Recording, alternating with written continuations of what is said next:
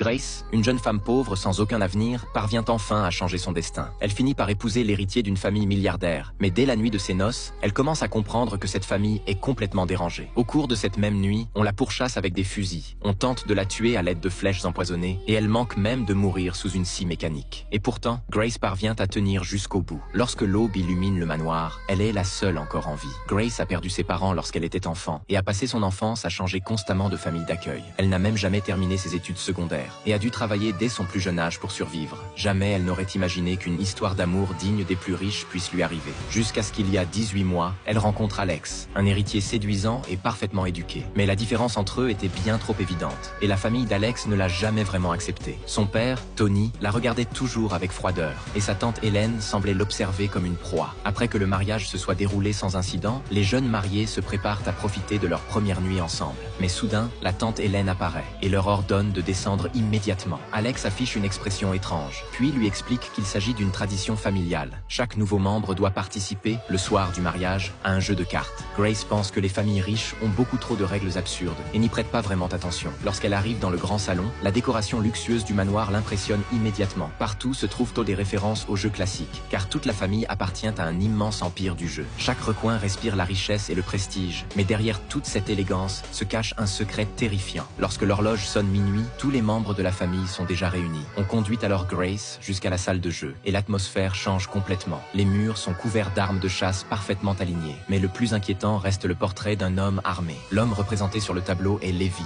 l'arrière-grand-père d'Alex. Cet endroit ne ressemble pas à une salle de jeu, mais plutôt à un musée consacré à la chasse. Tony commence alors à raconter l'histoire de la famille. Il y a de nombreuses années, l'arrière-grand-père n'était qu'un simple marin pauvre.